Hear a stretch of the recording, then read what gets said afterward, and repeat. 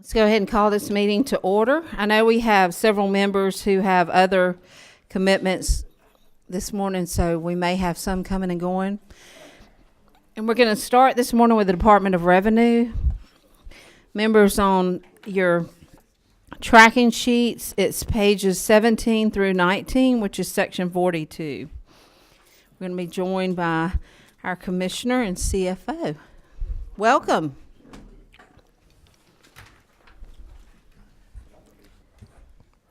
Good morning, Madam Chair. Thank you for having us with you this morning. I've got with me the CFO of the Department of Revenue, Becky East. We'll run our way through the FY18 tracking sheets, and we'll stand ready for questions at any opportunity. First off, we are delighted to be able to offer forest land protection grants for the FY18 budget of $14 million. That's consistent with the appropriation for FY17 in the original budget. That's 42.2. The next amount I'd like to draw your attention to is 42.3 in industry regulation, 42.3.4. This is additional funding for our criminal investigators, consistent with the governor's initiative to provide funding for our very important public safety officers in the state. The next item is in 42.5, local tax officials retirement and FICA. You may recall that there was additional $2 million of funding in the amended FY17 budget to catch up on some legacy liability in that area for retirement funding. And you'll see a adjustment in the FY18, a reduction of $615,000 that is not needed because of that catch-up. In the next section, motor vehicle registration and titling, 42.6, an appropriation of $1.55 million, consistent with the additional funding that was provided for AFY 17 to keep up with the demand for titling and registrations in our growing economy in the state of Georgia, and the great outcome of that, of more motorists on the road needing registrations and titling services from the department. Also on 42.6.6, additional funds for us to implement the starting phases of our DRIVES project, the shared initiative with driver services. This $3.5 million appropriation will allow us to start rolling out in certain counties the initial phases of that DRIVES program while we maintain the gratis system in operation as we migrate from one system to another. In Office Special Investigations, 42.7.4, again, additional funding for the criminal investigators' salary adjustments to keep those folks employed by the state and protecting our state citizens. In actually, I believe that is the bulk of the major changes, other than appropriations across all of the programs for merit salaries contemplated in fiscal 18.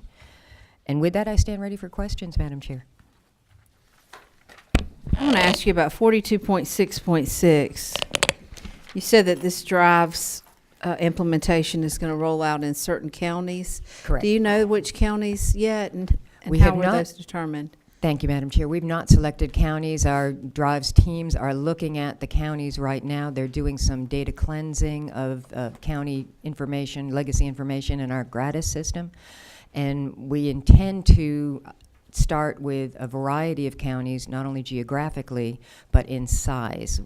We think that it would be of value, instead of doing all 159 counties at once, that we start with small, medium, and large counties, geographically dispersed, so we can determine the effectiveness of the system, its our transmission between the department and the connectivity across the state, as well as teaching, because there'll be a great deal of training that's going to be needed at the local tag offices to move from a DOS-based legacy system to a state-of-the-art web-based interactive system. Good deal. Okay. Any questions by the members? Chairman Martin. Well, I couldn't tell who was number 25. I'm pretty sure you were looking at Chairman Hadley, right, not me. Thank you, Commissioner, for coming. 42.2, the forest land, refresh my memory here. This is for new grants. It's basically when somebody comes in and puts their land in this program, they pay less county ad valorem tax, and the state makes the county, we make the county completely whole, partially whole? Is it a year-over-year thing? How much have we spent life to date? Is there I know there's a constitutional requirement that we do this, but is there a cap at how much the state could ultimately spend? And if those are, I mean, we don't have to have those answers today. I'm just, at some point going forward, if we could. Actually, Mr. Chairman, I think That and give me the data on the other one. I think if Becky, you want to look for it while I'm giving you a highlight. We pay to applications that are received from the local governments, Mr. Chairman. Currently, we have about $35 million in backlog payments out to the local governments. After the local governments have had their tax digests approved by the department, they submit an application to the department for that revenue that they would have collected had not this property been in a forest land protection covenant. And the department reviews those applications and then pays them out on a first-come, first-served basis. So that is why we currently have a backlog of about $34 million. The House had approved the amended 17 budget that included an additional $15 million for a total of $29 million of appropriation for the 17 operating year. And that was consistent with the 2016 operating year. But the payout is entirely subject to the appropriations of the General Assembly, regardless of the volume of applications. So the payout that we have then is Thank you.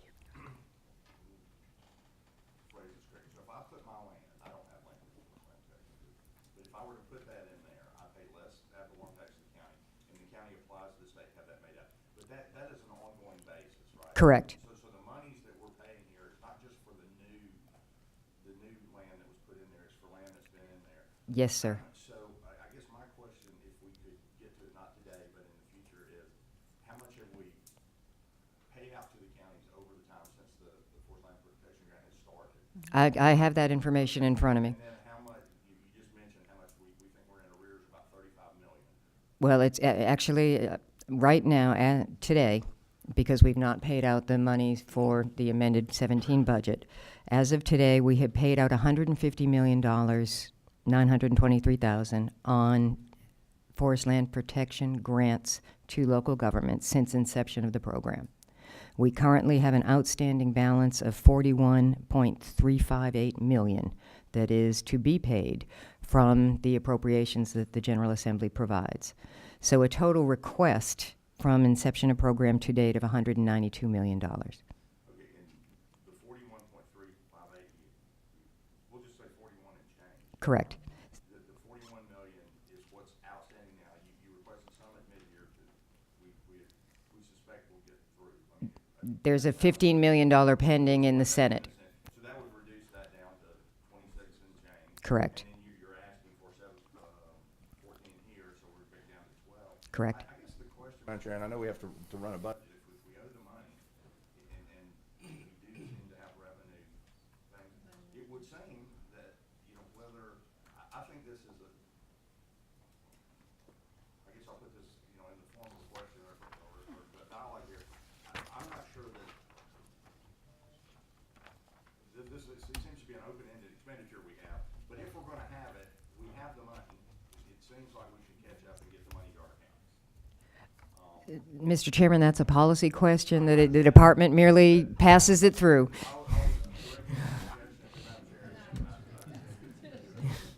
an excellent suggestion. I mean, it's just, if I may, and I'll yield it, I have another question, but I'll yield to other members if you would like to go to them first. Well, there's that, better rules. All the other items. After 9:45. in funds that reflect an adjustment to the employer share of the retirement system. I know that's a global change, it's not yours, but can you tell us what that is? Is it a percentage? I know at one time we used to get the cost of an employee for the total benefits package, health retirement, and all. So this is the only adjustment we need for FY17. And again, that's a global change, so if it's better to get that from OBD, we can do that later. And it's for FY18, Mr. Chairman. Those are numbers that were identified by OPB that would apply to the workforce that the department currently has in place. Global and general information across the okay, thank you. The local tax officials, remind me why we're in that business. Why we're in the business of doing that retirement, why you have to administer that. Mr. Chairman, that has been a responsibility of the Department of Revenue. Again, the General Assembly appropriates funding to provide for the retirement benefits for local tax commissioners, and the department has appropriated funds that we pass immediately through to the retirement systems for the funding that is required to provide retirement services for these tax commissioners. Just a note, Madam Chairman, this is the opposite of unfunded mandate. We're funding some of the things for everything, right? I mean, this is a locally employed official that the state is at least doing part of the retirement for. And I believe that is in alignment with statute that requires us to do so. Well, and that's similar to teachers too, in that, no, we're talking about retirement. Their salary, we pay part of their salary. True. Yeah. It's policy, man. Yeah. It's not the only agency that deals with this, but Thank you. you're welcome. Any more questions? I see none. Okay. Thank you very Thank you much. very much. All right. Next up, we have the Department of Driver Services.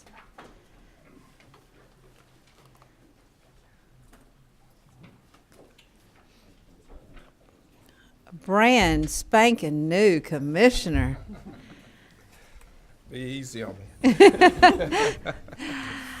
Good morning, Madam Good Chair. morning. Glad to have you. Welcome Thank you very much. to the hot seat, I should To say. the hot seat.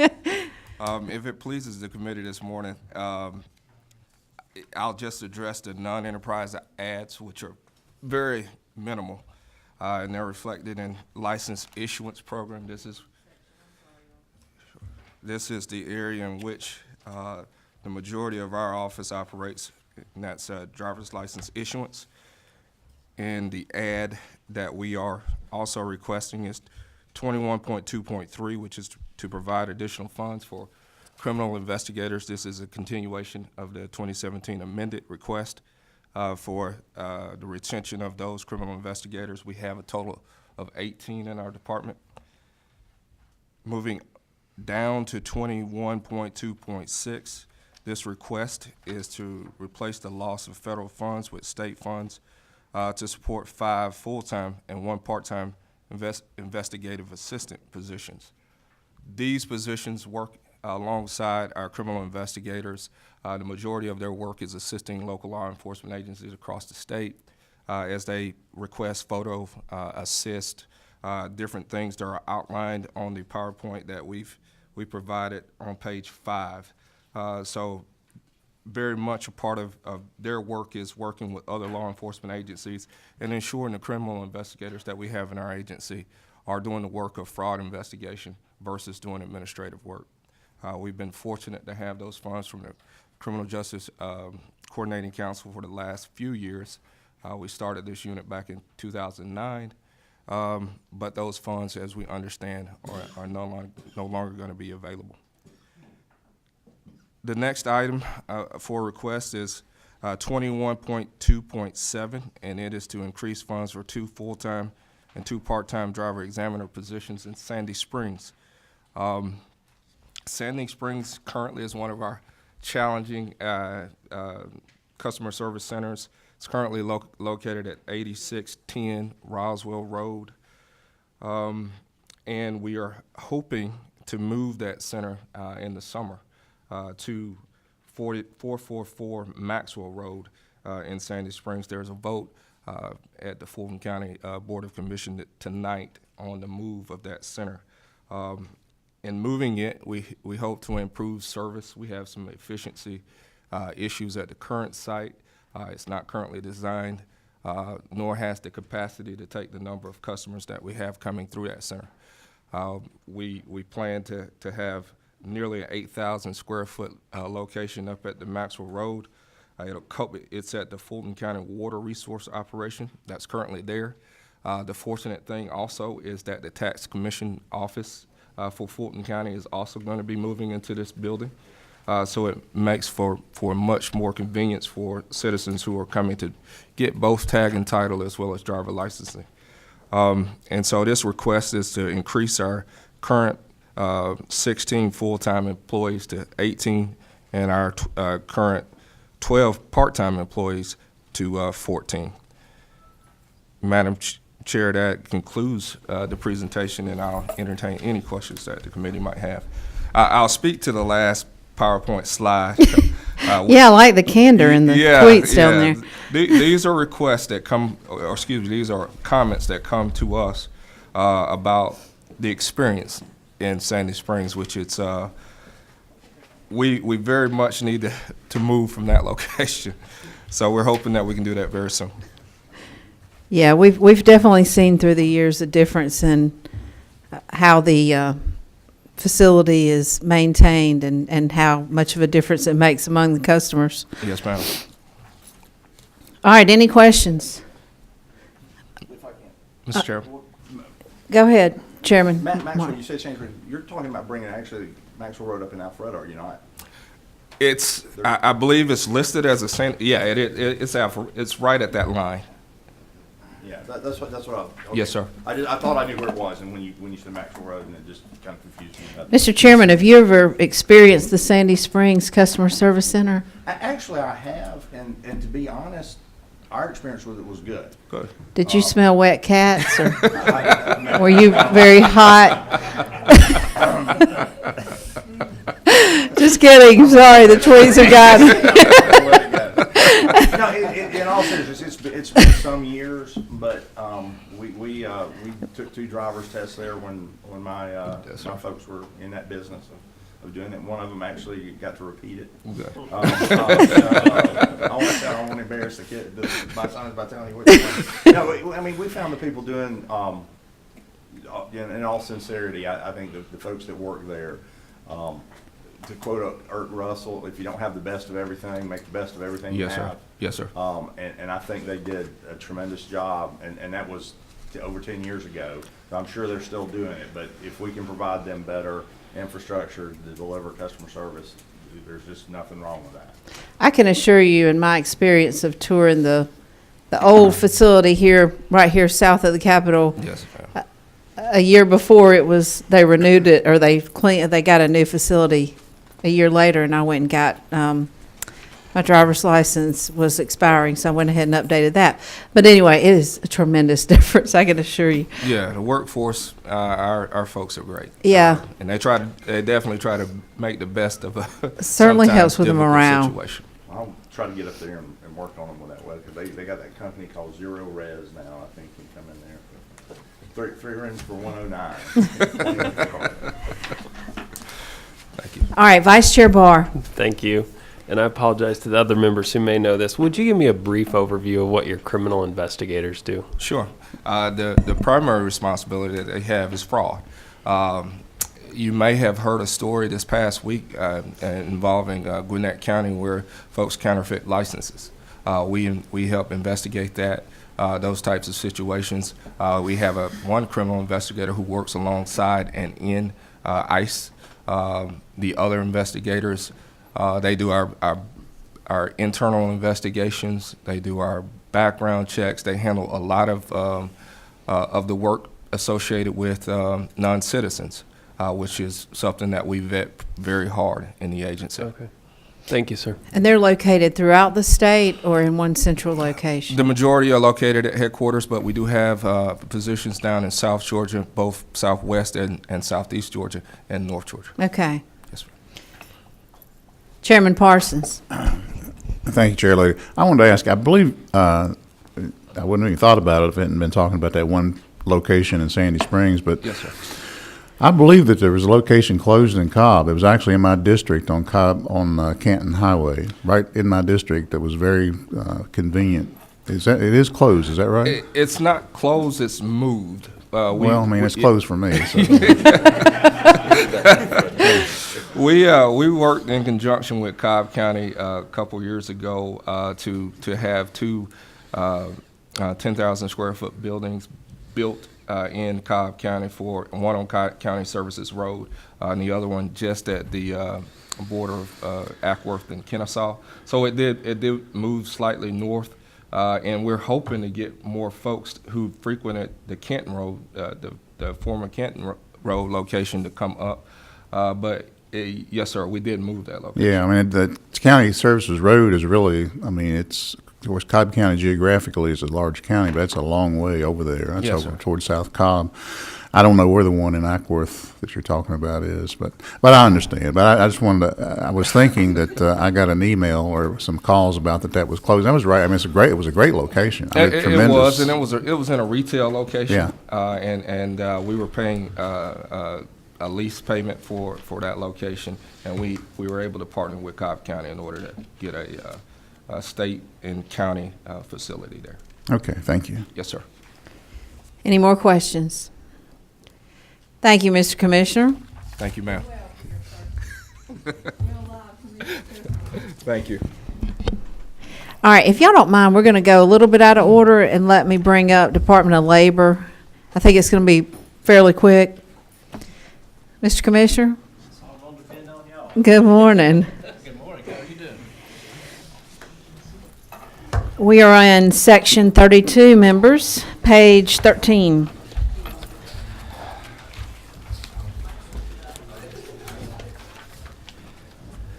Well, if it would please the committee, I'm probably just gonna kind of give a brief overview. Most of the changes, actually all of the changes that are in our budget document have to deal with merit system changes, and also a little bit of money that was given to us for merit raises.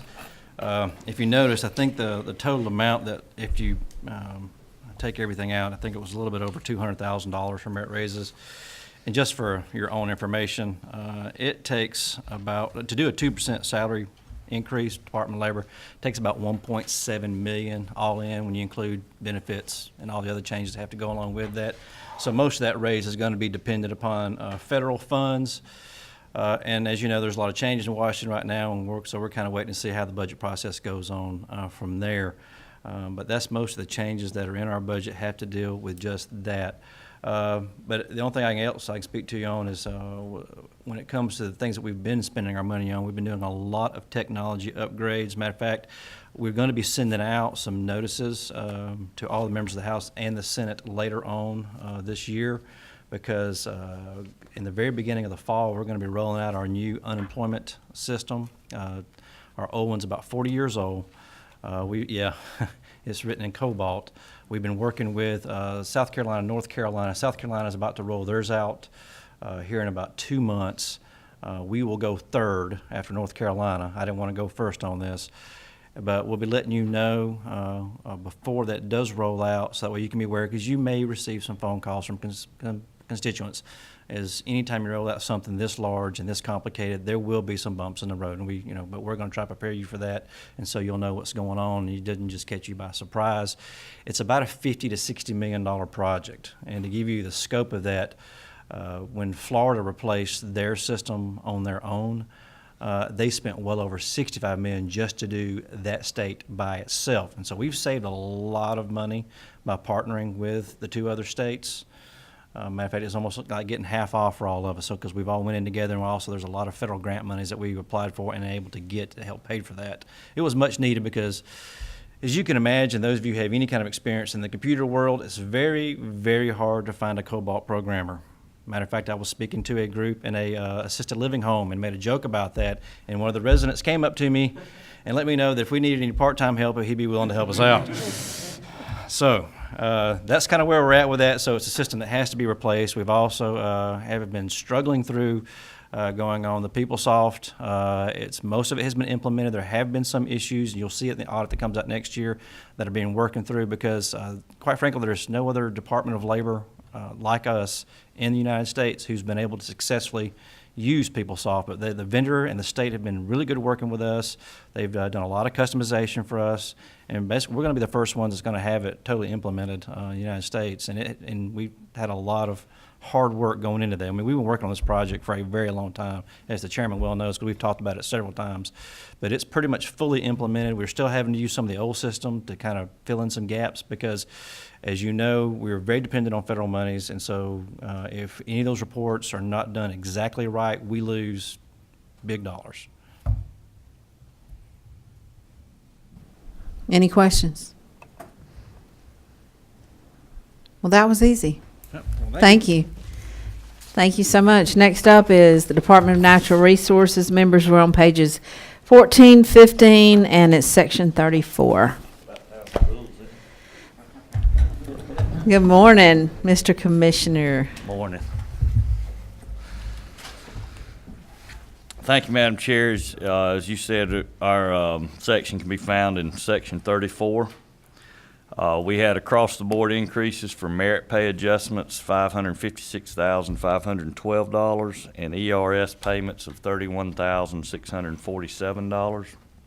We had across-the-board reductions for insurance program adjustments, $15,613, and merit system adjustments of $8,035. Other changes are as follows. Under Historic Preservation, Section 34-5, 34.5.5, the Office of the Governor is transferring the Georgia Council on American Indian Concerns to this division. It used to flow straight from the governor to them, and it's just coming through us, but it's pass-through money to that commission. Under Law Enforcement, 34.6 and 34.6.4, the 20% increase is found for law enforcement officers in the amount of $3,537,656.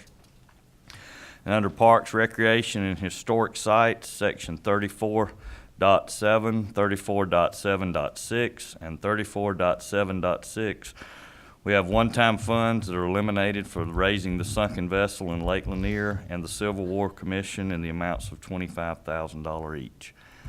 And that concludes my presentation. I just want to quickly ask you on 34.6.4, how many law enforcement officers do you have? Just remind me. Is it right at 200? It's right at 200. Right at 200. Yes. Roughly, okay. 200. Members, any questions? We're good. Thank you, ma'am. Oh, never mind. Chairman Adjett. Is this Thank about you. fishing? No. Thank you, Madam Chair. The elimination of the Georgia Civil War Commission, is that defunct organization or? No, it was, the appropriation's been taken out, but that's a governor-appointed commission, like a lot of the commissions we have. Okay. All right. Thank you, Mr. Commissioner. Thank you. EPD, Director Rick Dunn. We are on page 34. It's also, page 14. It's section 34. Thank you, Chairman Carter. Good morning. Good morning, members of the committee. I'll start off with 34.3. I won't repeat the statewide changes that Mark mentioned. Those are 34.3.1 through 4. I'll start off with 34.3.5. We have 2 criminal investigators associated with our I&M, our emissions program. These investigators investigate fraudulent emissions documents, things like that. They're funded through emissions fees that we receive, so this is just a yes item authorizing us to use those emissions fees to include them in the law enforcement increase that began on January 1. The next 3 items, .6, .7, .8, deal with a redirect from our regional water planning councils. They're on 5-year planning cycles. Over the past 5-year planning cycle, we only funded them for 3 years. We had $2.6 million for 3 years. What we want to do going forward is fund them for every year. We want the same amount of money, but instead of 2.6 for the last 3 years, we're going to fund them at 1.5 million for all 5 years, for each of the 5 years going forward. So that freed up some money in our base budget. What you'll see there is on dot 7, that's the 1.5 that we have in our base budget going forward, and some of that savings is in dot 6. We're utilizing $239,308 for 3 positions to implement our new coal ash rules. We are now, as a result of these rules, regulating disposal of coal ash at electric utilities and at municipal solid waste landfills. This is a new regulatory responsibility. We have 3 staff we need to carry out those responsibilities. That's 1 engineer and 2 geologists. And the last item there, dot 8, also deals with that redirect. On December 1st, we signed an MOU with the Soil and Water Conservation Commission to transfer water metering responsibilities from Soil and Water to EPD. The purpose there was to better align the water metering program with the aims of the agency that's responsible for agricultural water withdrawal permits and water planning. So what this item does, it includes state funds in the base to support that program. 34.4 Hazardous Waste Trust Fund, there's no changes there. The last item we have is in 34.8, the Solid Waste Trust Fund. This deals with the Scales Road landfill out in Lithonia. This was a construction and demolition landfill that was, the company went bankrupt in 2000. They abandoned the landfill in 2005. 2007, 2008, we did closure of that landfill. What this money is, it allows us to do post-closure care for the next 30 years to monitor groundwater and methane at that site. So that is the changes in the FY18 budget, Madam Chair, and we'd be glad to answer any questions. Chairman Parsons. Thank you, Chair Lee. Thank you for coming today. I want, you probably went over this, and I was looking at one particular line item here and probably missed it. But the existing funds, now where do those existing funds come from? You're talking about in 34.3? Well, 6, 7, and 8. Yes, sir. So those were funds that were appropriated 3 years ago in our base budget. It was $2.6 million for water planning councils. And they're on a 5-year planning cycle. We funded them for the last 3 years. What we're doing going forward is the same $7.8 million that we have for a 5-year cycle, except we're going to spread it out for each year. Okay. Well then, and that frees up savings in the base budget. For the 34.3.6, these coal combustion rules regulate. Now, where do those regulations come from? The original rules were issued by EPA, and they only covered coal ash disposal at active electric utilities. What we did is we incorporated those rules into our rules. We also included coal ash disposal at inactive electric utilities as well as municipal solid waste landfills. And then I guess my last question, I'm not really clear about that. I know that Georgia Power had announced that it has to do with the ash, right? That's correct. Wait The ponds, closure of the ponds. The ponds, okay. Yes, sir. And they were doing that because of these regulations, is that correct? That's correct. Okay. Then my last question, I mean, it's a subjective one, but I'm just wondering how 3 positions, I'm just wondering how it takes three people to do that. It doesn't seem like it would take 3 people to, I don't know what they do. I don't know why that would take 3 people to do that. There's 29 ponds that Georgia Power currently has. These ponds, for the first time, will have to be permitted. Okay. And that is a considerable amount of work. There's also any municipal solid waste landfill that accepts coal ash has to submit to EPD under the rule a coal ash management plan. Again, regulating, that's new regulatory responsibility, so that takes a workforce to do. Yeah, I mean, here again, to me, it doesn't seem like it would take, I mean, is the permitting a really slow process, I guess? I mean, and that would that would go back to why is that's a problem that industry has anyway, that permitting processes are so slow. And it seemed like that this actually would work toward making it slow. The more people you have. I would argue the opposite. If we didn't have this staff, it would be considerably slower. Well, yes, but I mean, it's almost like you're saying that it takes 3 because it's going to be a long process to get the permitting done. It seems like that they could hurry up and get the permitting done. Well, I think our intent here is to have 3 people dedicated to that process to speed it up. And their positions are what again? 1 engineer and 2 geologists. What do the geologists do? well, you're getting into a little beyond my expertise, but the geologists in terms of the suitability of the site, Yeah. things like that, groundwater. How was it determined that there needed to be 3? Our staff looked at the new responsibilities, and in order to carry out these responsibilities, those were the staff that were identified. Okay. I've been on staffs before, and I know how Yes, sir. staffs always estimate. All right, thank Okay, you. we think this is reasonable, but I understand. I appreciate your answers. Thank you. Vice Chair Barr. Thank you. Thank you, sir. And just to follow up, perhaps to help us understand. Okay. On the 29 ponds, Correct. are there permitting fees? Will that help offset some of the cost of these employees? There's no permitting fees Okay. associated with that. And then the other municipal ponds and other ponds, do we have an idea of how many are out there? There's 29 ponds associated with Georgia Power. I believe there might be one associated with Crisp County. That's all Okay. of the impoundment ponds associated with coal ash. Okay. So we'll, again, under the federal rule, there was requirements for storage Right. for those ponds, but there was no enforcement mechanism. It relied upon a citizen suit to enforce the federal rules. What we've done with our rules is allow the state to permit those and enforce those requirements. I see. Okay. And again, the other piece of that is any municipal solid waste landfill that accepts coal ash, once you excavate the ponds, they will have some regulatory oversight of those as well. Okay. The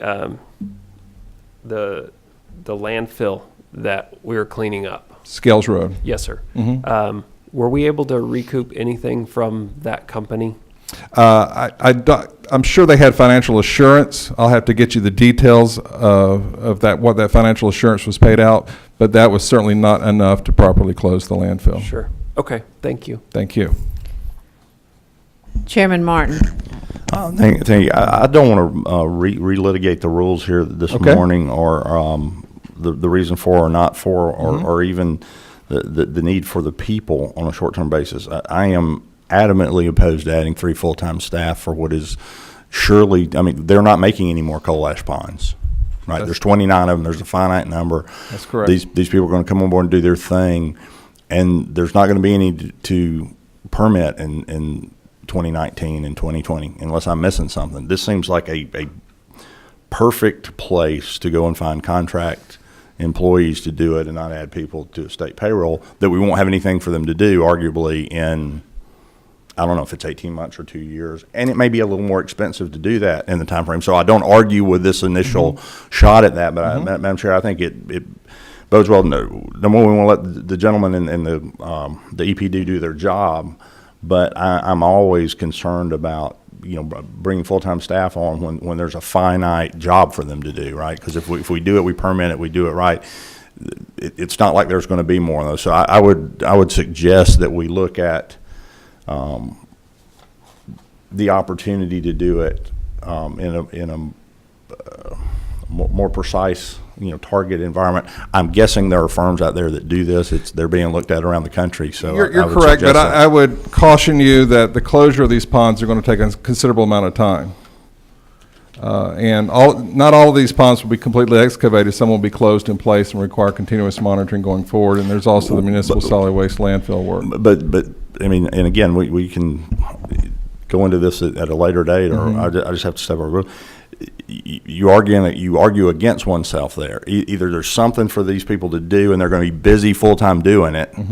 I mean, I certainly don't want to, as a member of this appropriations body, hire 3 people to do stuff, and then nobody makes an application for a year. So what do they do while they're waiting on that? Either they're doing the work of closing them, and they have something to do, and we're paying them for it, or these aren't happening that fast, so there's nothing for them. I mean, it just seems to me to be a perfect place to enter into a contract with a consulting firm. We're and say, certainly not opposed to that. When needed, we hire you to do that. Then, if you need a bandwidth, you might need 4 geologists and 3 engineers because you have a lot of things. And then, a year later, you might need 1 geologist and 1 engineer. It allows you to. I mean, I guess I don't want to seem argumentative about it, but I'd like to give you the flexibility I'm not arguing about your budget numbers, but I'd like to give you the flexibility to open the bandwidth when there's a lot of applications and close it down when you need to. Rather than hiring a lawyer, I'd like for you to enter into a contract with a law firm. So if you have cases, you get more lawyers. If you don't have any cases, we're not paying lawyers to sit around. Just a suggestion. Noted. Okay. Anyone else? Questions or comments? Thank you, Madam Chair. The Department of Banking and Finance. Members, we're on page 6, section 14.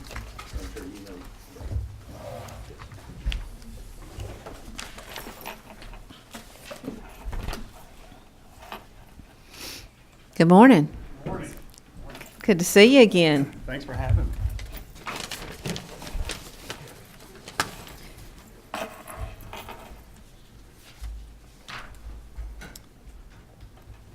Okay.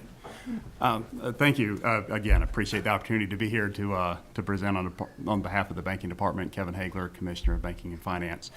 Just by way of introduction, the department has basically two business lines. One is supervision that encompasses our regulation of state chartered banks and credit unions. We have 150 state chartered banks with about $280 billion in total assets, which puts us at about the fourth largest banking department in the country. We also have 49 credit unions with $18 billion in total assets. Then our other line of business is our non-depository financial institutions, and that is where we have over 13,000 licensees. These are your mortgage loan originators, mortgage brokers, check cashers, money transmitters, sellers of payment instruments. And to accomplish all this, we generate about $21 million in revenue that comes primarily from assessments from the banks and credit unions, as well as the collection of the Georgia Residential Mortgage Act fee, the $10 fee for for mortgages. And our operating budget is around $12.7 million, so we're well inside our revenue figures. Our budget items are in section 14, as you mentioned. I'll just highlight the two that are unique to the department and not the pass-through items. The first one is line 14.1.5 that is titled Increased Funds for Operating Expenses Associated with the New Information Technology System, and that's for $165,000. So just to calibrate compared to the other agencies that were in here, we're dropping at least 3 zeros off of all my numbers. As I mentioned last year, we were going down the road of converting over to a new database system. We had hoped to already be in the conversion process as of today, but late in the process last year, when we were ready to sign contracts with MicroPact, we had a surprise vendor file a protest. They do some work with the banking department in New York. Interested in getting the best deal, we embraced that and asked them for additional information, had them do a demo for us, reached out to New York, and turns out that was more of a single module, and it's really a process being developed. It wasn't really ready to go what we needed, so that protest was dismissed, and so we are ready to kick off on March 7th to get rid of our super antiquated system, like Mr. Butler was referring to earlier. So this $165,000 is really just the ongoing costs that go with the hosting, the maintenance and support that we'll start incurring when we get up live and running starting in March. I just want to take a moment here to say thank you to the Georgia Technology Authority as well as Department of Administrative Services. They've been absolute key partners in this process. We had no idea where to start or go, and they've been great from the very beginning, and we continue to work with them to make sure that we do this process correctly. It's a big undertaking for us, and want to make sure we do it right. The second item is line 14.3.5, and that's increased funds for one licensing technician at $56,525 and 3 assistant financial examiners at $169,575 for a total of $226,000. Again, this is our non-depository line of business where we have the 13,000 licensees. The previous budget items that we've had in the last few years have been to raise examiner salaries on our supervisory side. So this side has been neglected throughout the recession. Actually, we've just give it some context. We've had an increase of over 500% in our number of licensees that we regulate, whereas our staff in that area dropped 20% through the recession when we all had to tighten the belt and make the budget work. So that's why my focus is on that line of business right now. Those dollar figures represent a base salary of $35,000, and then it's grossed up 60% for the cost associated with an employee. Just to give it, again, some more context, prior to the recession, Georgia was #1 in mortgage fraud. We deployed a lot of resources to really risk focus that and to drive that down. We were very fortunate. We partnered with the industry as well as consumer groups and law enforcement, and we drove that rating of #1 down to the bottom where they don't even measure it anymore. But that said, we lost a lot of our resources during that time, and so we've really been focusing less on examinations and more on the licensing aspect. Again, as that number's gone up 5 times, the idea being that it's easier to keep a bad player out of the industry than it is to remove them later. So we've really been cannibalizing some of our examiners to get that licensing done. The renewal period is particularly tough on us with the high volumes. So what I'd like to do here is, with the licensing tech, kind of put some of those examiner hours back in the examination and then bolster the examination force with the 3 additional positions. As the economy in Georgia continues to rebound and grow, I think we're going to see a lot of that fraud and everything coming back in, and we're nowhere near meeting the statutory requirements give us some flexibility to risk focus, which we've been doing, but it contemplates doing these exams at least, or as frequent as every 2 years. Best practice is at least every 5 years. And while we're hitting the largest players on a regular basis that have the most impact in Georgia, there are some that just aren't getting visited in a timely manner, and we need to get that presence out there in the field to be most effective. So that's my sales pitch. I'll pause there and happily answer any questions that you have. Any questions or comments? Quiet group this morning. Wow. At least for you. As my phone rings, sorry. All right. Well, I greatly appreciate the support in the last several years that I've been in this role, and look forward to additional support. And if you have any questions, never hesitate to give me a call. Well, I'll be glad thank to you. visit We with appreciate you. that. Thank you all. All right, members. That was it. Have a great morning, and I'll see you on the House floor at 10. Thank you for your time, and meeting adjourned.